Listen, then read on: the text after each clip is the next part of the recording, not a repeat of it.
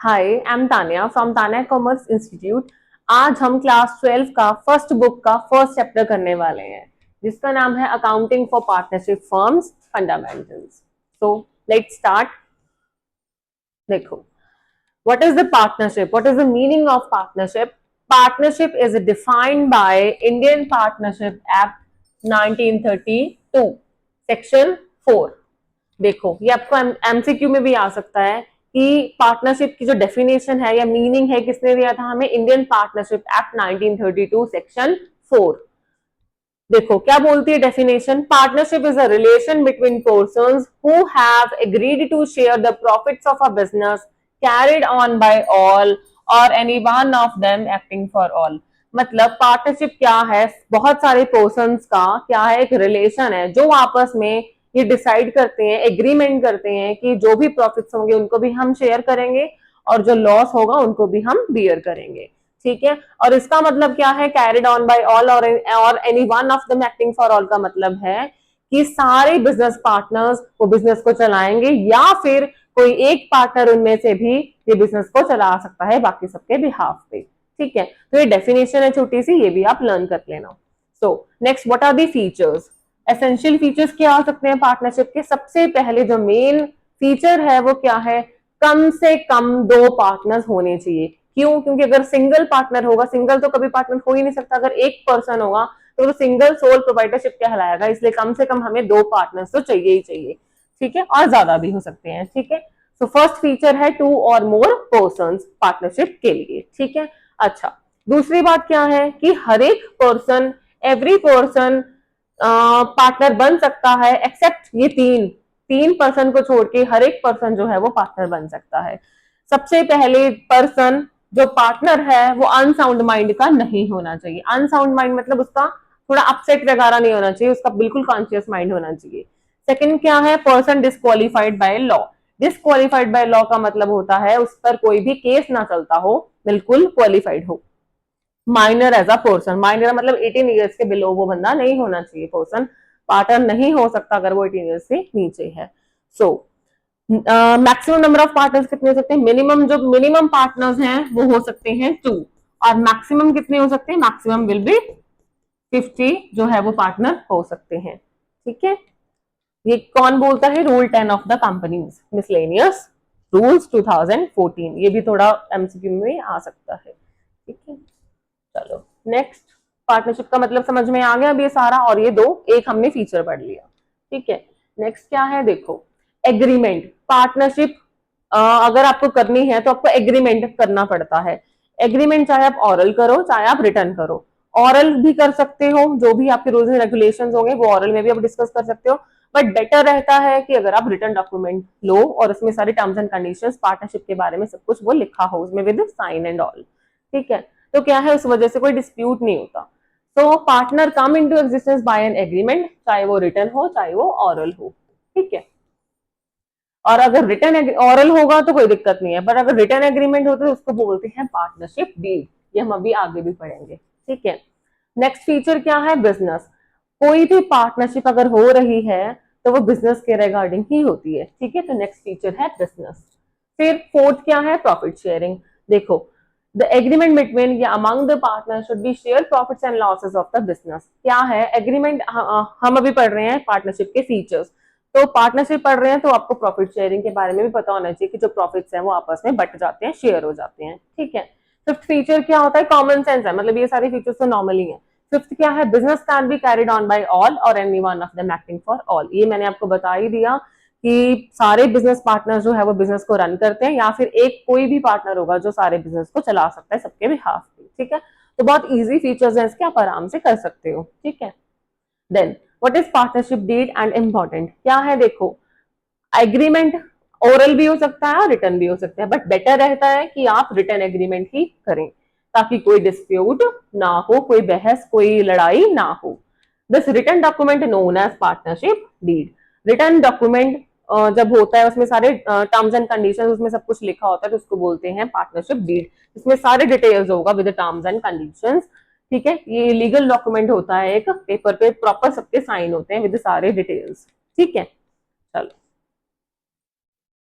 देखो, अब क्या है, मैंने अभी आपको पढ़ाया पार्टनरशिप डीड, पार्टनरशिप डीड, ठीक है। अगर कोई भी क्वेश्चन में आपको दिख रहा है कि इसमें डीड है, मतलब कि पार्टनरशिप डीड है, कहने का मतलब बताया गया है कि कोई भी जो पार्टनर है वो कैसे मतलब टर्म्स एंड कंडीशंस की क्या रहेंगी, सारे पार्टनर्स की टर्म्स एंड कंडीशंस क्या रहेंगे, वो सब कुछ एग्रीमेंट में दिया हुआ है कि लोन कितना देना है, सैलरी कितनी देनी है, इंटरेस्ट कितना है, ड्राइंग्स में इंटरेस्ट कितना है, कैपिटल पे कितना है, किसको बोनस देना है, किसको कमीशन देना है, सब कुछ हमने लिखा हुआ है। इवन ये भी बताया गया है एग्रीमेंट में, पार्टनरशिप डीड में या एग्रीमेंट में ये भी बताया गया कि प्रॉफिट भी कितना शेयर करना है आपको।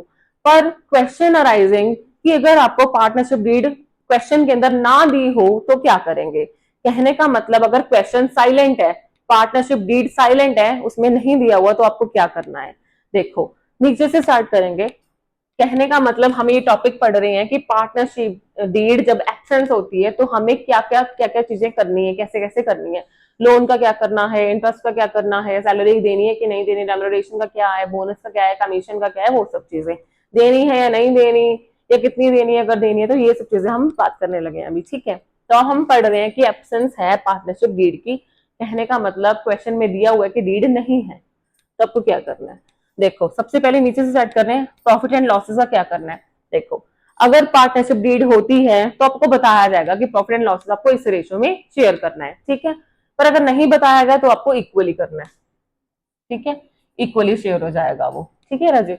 फिर रेम्यूनरेशन, रेम्यूनरेशन का मतलब होता है सैलरी वगैरह, तो सैलरी कमीशन बोलो कुछ भी बोलो, अगर डीड नहीं है तो वो आपको नहीं पे करना है, ठीक है, not paid if partnership deed is not there, ठीक है।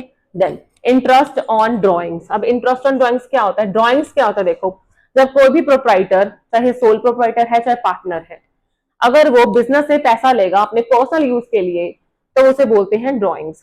आप खुद सोचो, अगर आप बिजनेस से आप अपने पर्सनल यूज के लिए पैसा ले रहे हो और आपको उस पर इंटरेस्ट भी देना पड़ता है बिजनेस को, ठीक है, तो आपको वो कितना देना है, वो आपको नहीं देना अगर पार्टनरशिप डीड नहीं है, is not charged interest on drawings, नहीं देना आपको, ठीक है।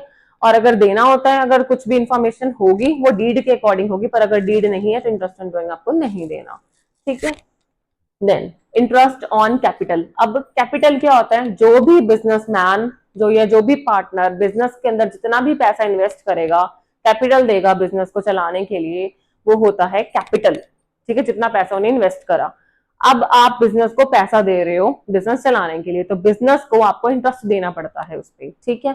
तो क्या है, अगर पार्टनरशिप डीड नहीं है तो आप कोई भी इंटरेस्ट चार्ज बिजनेस से नहीं करोगे, बिजनेस आपको कोई भी पैसा इंटरेस्ट नहीं पे करेगा कैपिटल के ऊपर, तो नॉट पेड,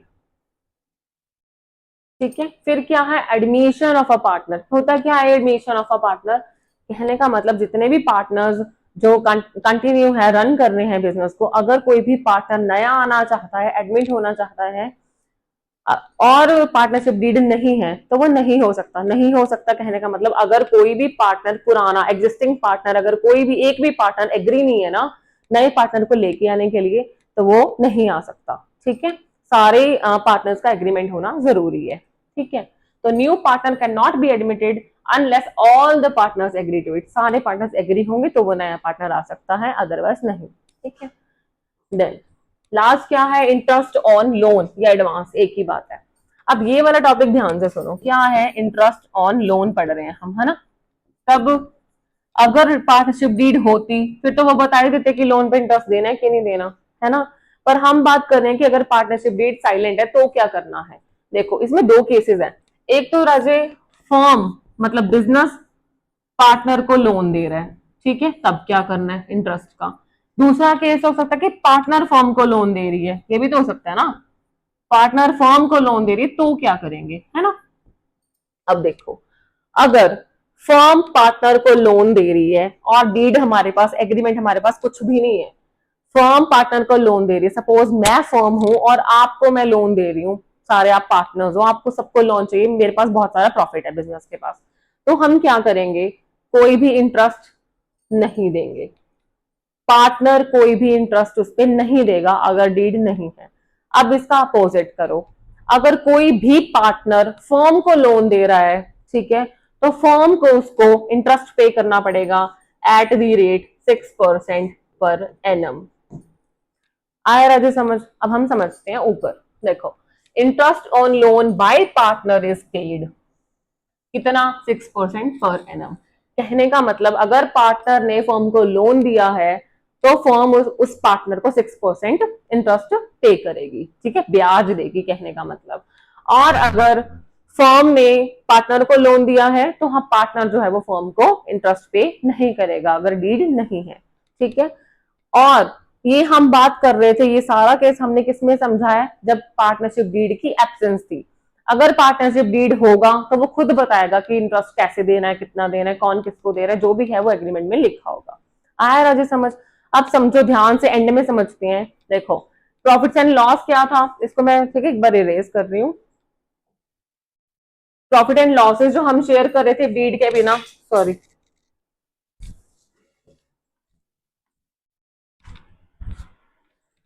अगर साइलेंट था पार्टनरशिप डीड तो प्रॉफिट एंड लॉसेस कैसे कर रहे थे हम शेयर, अरे यार कैसे कर रहे थे हम, इक्वली, ठीक है। और सैलरी देनी है कि नहीं, नहीं देनी, ठीक है। इंटरेस्ट ऑन ड्रॉइंग्स देना है कि नहीं, नहीं देना। इंटरेस्ट ऑन कैपिटल, उस पर इंटरेस्ट पे करना है, नहीं पे करना अगर डीड साइलेंट है। एडमिट होगा कोई नया पार्टनर या नहीं, अगर सबका एग्रीमेंट होगा तो ही होगा, अदरवाइज नहीं, ठीक है, unless all the partners agree to it. और लास्ट पॉइंट क्या था, इंटरेस्ट ऑन लोन। अब उसमें क्या होगा, अगर फर्म ने पार्टनर से लोन लिया है तो फर्म जो है पार्टनर को 6% जो है इंटरेस्ट वो पे करेगी, ठीक है। फर्म पे करेगी पार्टनर को अगर लोन लिया है, कितना, 6%। डन, इजी था। चलो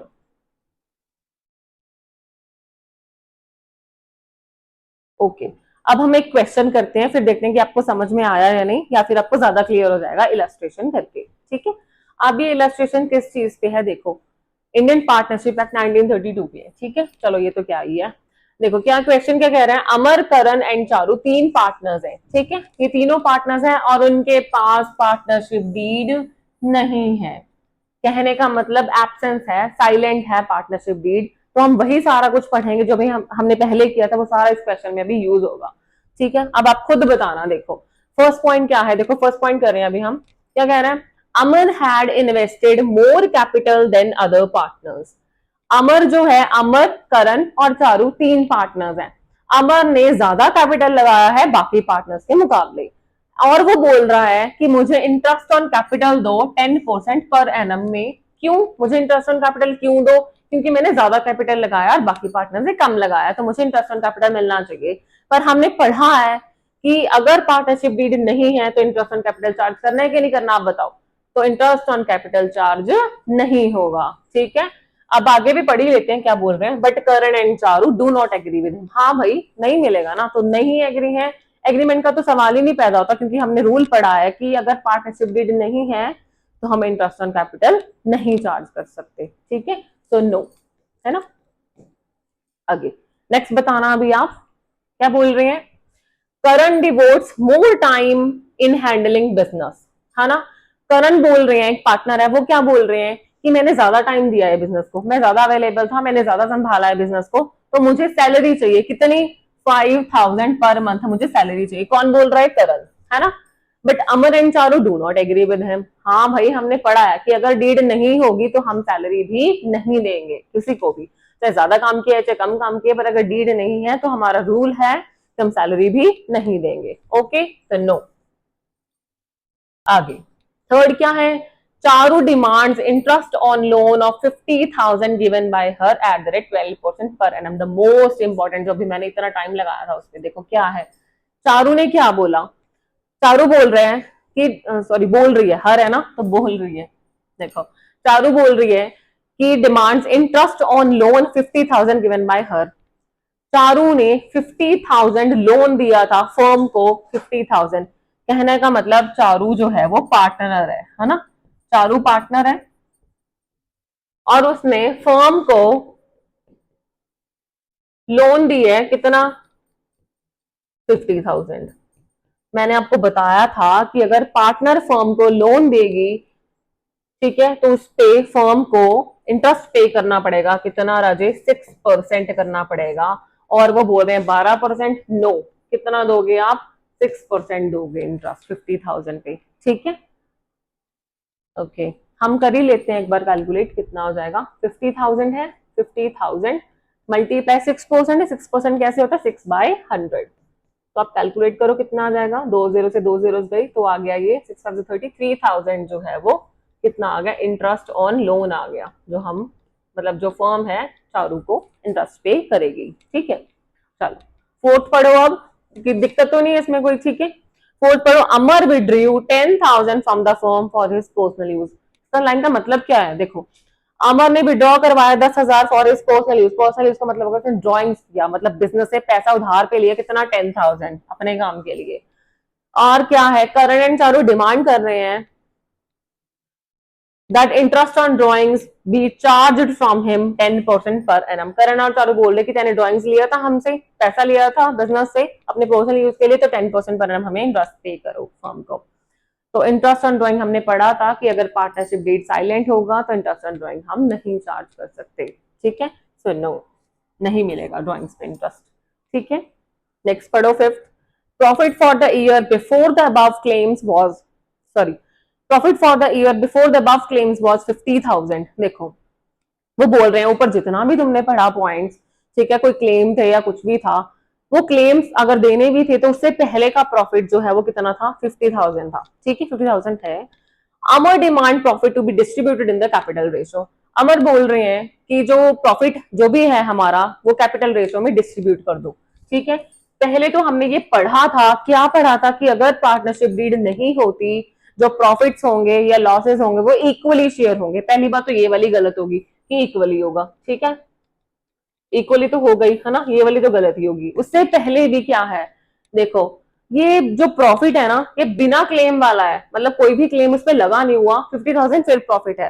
पर हमारा आपने इतना तो आपको पता होगा कि जो प्रॉफिट होता है वो नेट प्रॉफिट होना चाहिए, तभी वो डिस्ट्रीब्यूट होगा, एक्सपेंसेस उसमें से माइनस होने चाहिए, क्लेम उसमें से माइनस होना चाहिए। तो क्लेम क्या था, देखो पहले भी नहीं मिला, फिर नेक्स्ट भी पहला तो मिला नहीं था इंटरेस्ट ऑन कैपिटल, सेकंड क्या था सैलरी थी वो भी हमने दी नहीं, थर्ड वाला हाँ कितना बनता था 3,000 हमने कैलकुलेट करा था, इंटरेस्ट ऑन लोन देना पड़ेगा ना।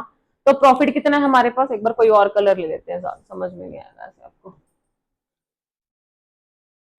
देखो इतना, ठीक है 3,000 हमने इंटरेस्ट पे करना है फॉर्म ने, और हमारा नेट मतलब प्रॉफिट कितना है हमारे पास बिफोर क्लेम, है ना कितने हमारे पास 50,000। और हमारा क्लेम जो 3,000 है वो तो हमने देने वाला पड़ा है ना, हमारा वो एक्सपेंस है, तो पहले 3,000 वो क्लेम दे दो भाई जिसको देना है, इंटरेस्ट ऑन लोन दो, है ना। कितना आ गया राजे 47,000। हाँ भाई ये असली प्रॉफिट है, ये प्रॉफिट आया एंड में एक्सपेंसेस को माइनस करके, बाकी सारा तो हमने कर ही लिया है ना। लास्ट में भी हम पढ़ ही लेते हैं क्या बोल रहे हैं वो। वैसे इसमें कोई अमाउंट तो है नहीं है, तो यहाँ तक क्लियर हो जाएगा। देखो 47,000 जो आ गया, हाँ जी 47,000 जो बचा है नेट प्रॉफिट, ये आप कैपिटल रेशो में नहीं बल्कि इक्वली जो है वो डिस्ट्रीब्यूट कर लोगे आपस में। कौन कौन डिस्ट्रीब्यूट करेगा, तीनों, अमर करण और चारू। ठीक है राजे ओके अब लास्ट पॉइंट पढ़ते हैं हम, Karan wants to introduce his son Inder as a partner. अब क्या है, करण एक पार्टनर था है ना, तो उन्होंने क्या बोला कि उनका जो बेटा है इंदर उसको हम पार्टनर बनाते हैं, मतलब new admission of a partner. और जो उसमें से एक पार्टनर थे चारू, उन्होंने प्रपोजल को रिजेक्ट कर दिया, ऑब्जेक्ट कर दिया। तो आप बताओ करेंगे कि नहीं। हमने पढ़ा है कि अगर पार्टनरशिप डीड नहीं होती तो हमने कोई भी जो पार्टनर है अगर वो एग्री नहीं होगा एग्जिस्टिंग पार्टनर, तो हम किसी भी नए पार्टनर को एंट्री नहीं दे सकते, so not allowed. Okay I hope कि क्वेश्चन आपको सारा समझ में आ गया होगा। ठीक है अभी नेक्स्ट टॉपिक करते हैं। और ये क्वेश्चन बहुत चांसेस है ना इसके आने में, शॉर्ट नोट में भी आ सकता है ये। ओके ठीक है ये क्वेश्चन हमने कर लिया, अब इसका सोल्यूशन था ये। ठीक है हमने पढ़ लिया, देखो interest on capital not allowed, ठीक है रेम्यूनरेशन नॉट पेएबल।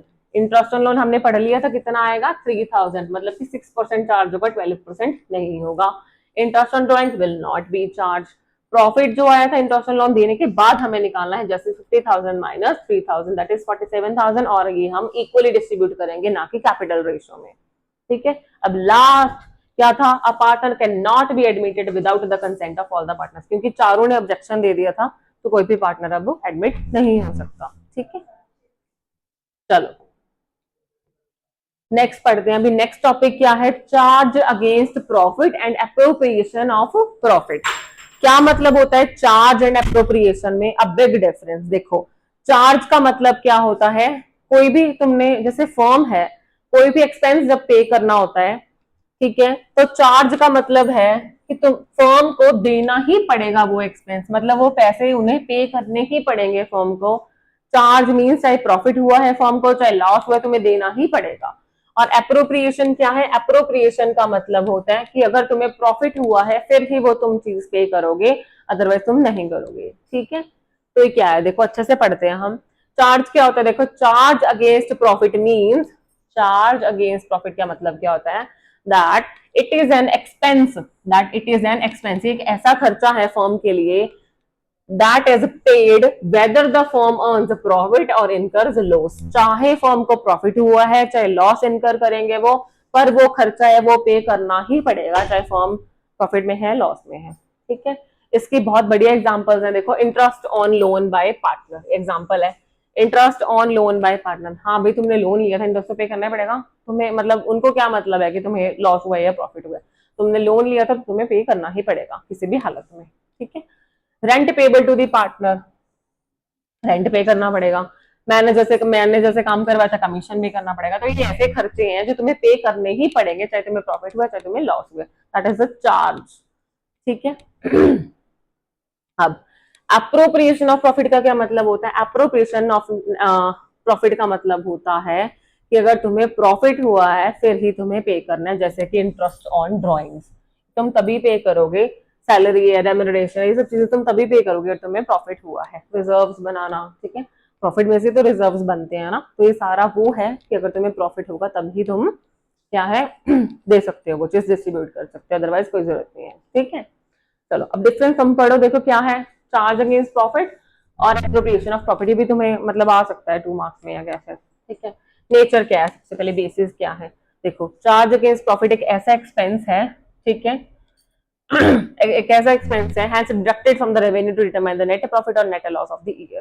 कहने का मतलब तुम्हें एक ऐसा एक्सपेंस है, चाहे नेट प्रॉफिट है चाहे नेट लॉस, तुम्हें पे करना ही पड़ेगा, रेवेन्यू में से डिडक्ट करना ही पड़ेगा। ठीक है, appropriation of net profit क्या है, it means distribution of net profit for the year among the partners under different heads as per the partnership deed। ठीक है,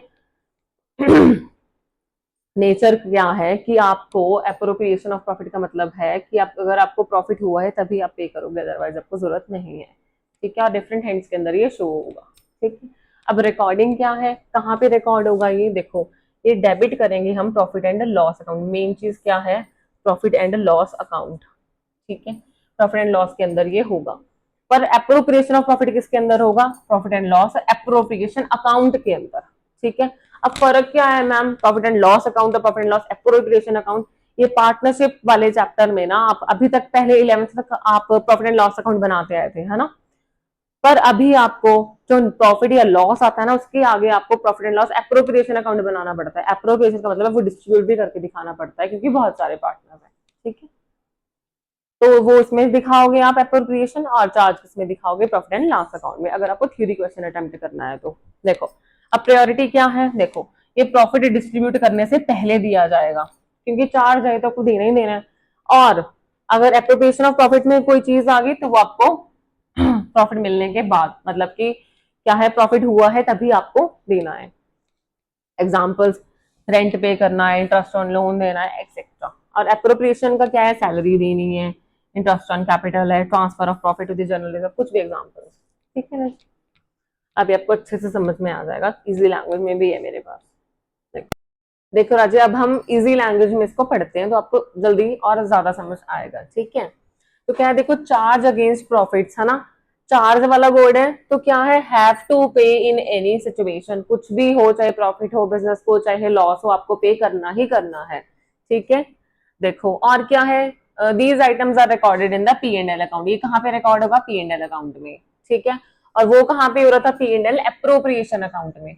और वो चार्ज था, किसी भी सिचुएशन में उसको पे करना पड़ेगा, पर only pay when there are profits earned. पर अप्रोप्रिएशन का क्या है, अगर तुम्हें प्रॉफिट्स होंगे तो ही तुम्हें पे करना है, अदरवाइज नहीं करना। और ये पीएनएल में शो होगा, वो पीएनएल अप्रोप्रिएशन में शो होगा अकाउंट में।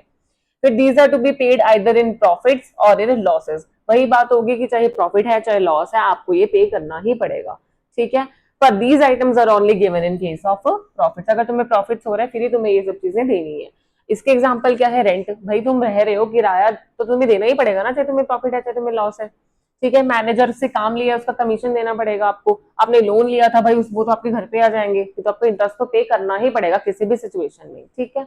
पर एप्रोप्रिएशन का केस क्या था, जैसे इंटरेस्ट ऑन कैपिटल, भाई तुम्हारा बिजनेस है, ठीक है, तो तुम्हें कैपिटल पे इंटरेस्ट देना है, अभी मत दो, बाद में दे देना जब प्रॉफिट होगा। सैलरी देनी है एम्प्लॉइज को, थोड़ा लेट भी तो आती है ना, आपको पता ही होगा, प्राइवेट है चाहे गवर्नमेंट है, कई बार जो सैलरीज हैं वो किसी प्रॉफिट्स वगैरह की वजह से लेट भी हमें मिलती हैं, तो क्या है, सैलरी का भी इशू नहीं होता, ठीक है, तुम बाद में दे सकते हो। बोनस है, कमीशन है, रिजर्व है, ये वाला कमीशन दूसरा है, मैनेजर वाला नहीं है, ठीक है। तो एक्सेट्रा ये सब चीजें होती है, ठीक है राजे।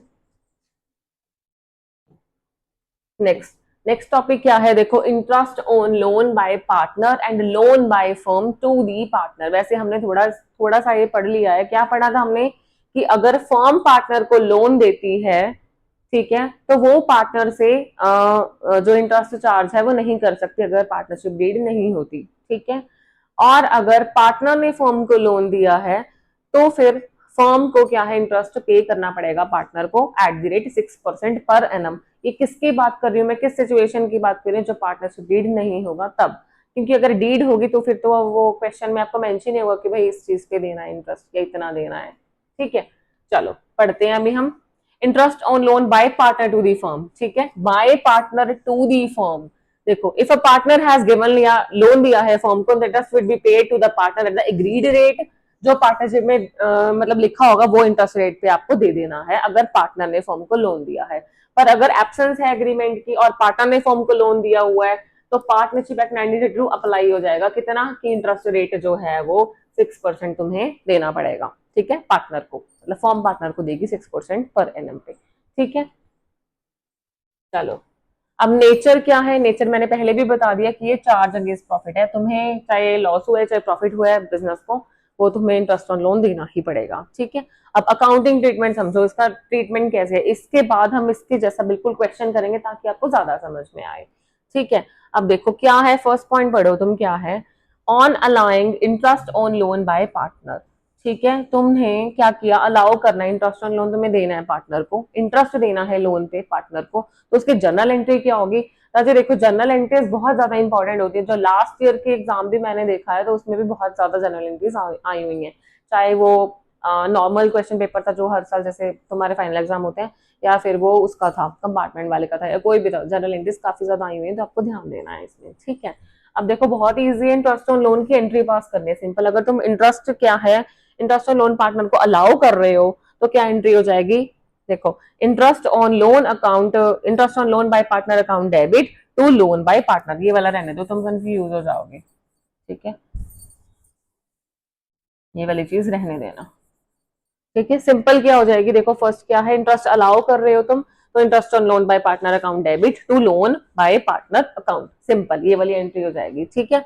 अब देखो नेक्स्ट क्या है, तुम्हें पेमेंट करनी है। अब ये तो तुम्हें अलाउ करा था, उसके बाद क्या है, तुमने पेमेंट करनी है इंटरेस्ट की, तो क्या होगा, loan by partner account debit, ये वाला रहने दो, ठीक है, दो दो चीजें नहीं करेंगे हम। Loan by partner account debit to cash या बैंक, अब कैश या बैंक क्यों है, क्योंकि तुम पेमेंट कर रहे हो, ठीक है, इजी था।